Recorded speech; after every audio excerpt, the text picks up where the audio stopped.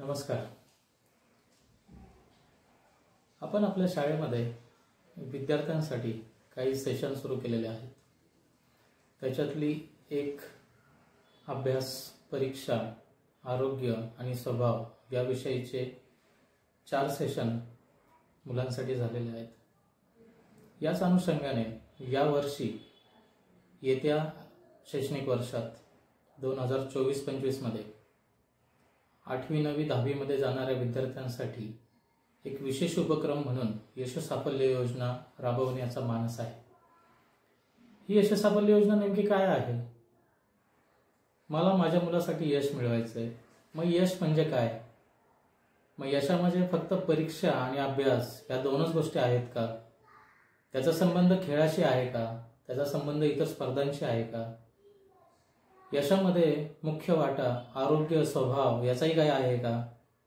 आईवडिलांच्या अपेक्षांचा ताण किंवा आईवडिलांच्या अपेक्षांमुळे मुलं चांगली करतात का अजून काही होतं? घरातल्या वातावरणाचाही परिणाम होतो का?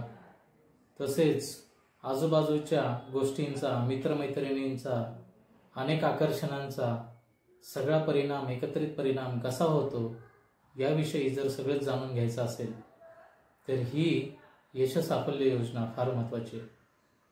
ती ह्या सगळ्या गोष्टींचा संबंध सांगते. तो फक्त सांगतच नाही तर तो विज्ञान स्वरूपात सांगते, उदाहरणांसह सांगते आणि फक्त समस्या सांगून थांबत नाही तर उपाय पण देते. हे उपाय सगळे घरी करण्यासारखे आहेत. अनेक उपाय तर घरी फक्त रोजची ज्या गोष्टी करतोय त्याच गोष्टी वेगळ्या पद्धतीने केले तरी पूर्ण होतात आणि अधिक चांगले मार्क्स मिळण्यासाठी, अधिक चांगल्या पद्धतीने मुलांना यश मिळण्यासाठी त्याचा उपयोग होतो. आणि म्हणूनच आपल्या शाळेमध्ये आपण आपल्या मुलांसाठी एक 13 सत्रांची मालिका आयोजित केलेली आहे. त्याच्यातलं एक सत्र झालेलं आहे. पण आता मुलांबरोबरच पालकांच्याही सहभागाची आवश्यकता आहे आणि त्याशिवाय हे यश साफल्य पूर्ण होणार नाही. आपल्या अनेक गोष्टी आपल्याला जर पूर्ण करायच्या असतील आपल्या स्वप्नांबाबत, आपल्या मुलांच्या बाबत, तर त्यासाठी पालक म्हणून आपल्याला काही गोष्टी समजून घेतल्या पाहिजेत, केल्या पाहिजेत आणि किमान मुलांना योग्य रीतीने आपण पाठिंबा दिला पाहिजे. म्हणून मी तुम्हाला सगळ्यांना विनंती करेल, एक पालक म्हणून आपण सर्वांनी या उपक्रमाला, या वेगवेगळ्या सेशन्सला महिन्यातून एकदा किमान 1 तास 45 मिनिटं उपस्थित राहा. आपले प्रश्न आवर्जून विचारा.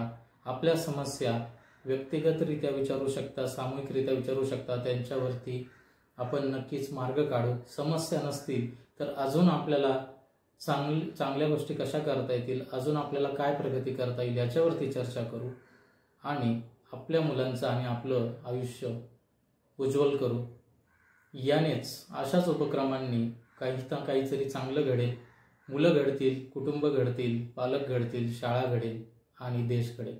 म्हणून आवर्जून शाळेच्या ग्रुपवर ज्यावेळेस मेसेज येईल त्यावेळेस या सेशनसाठी त्यावेळेस ऑनलाईन किंवा ऑफलाईन त्या पद्धतीने उपस्थित राहा हीच विनंती. लवकरच भेटू पहिल्या सेशनमध्ये. धन्यवाद.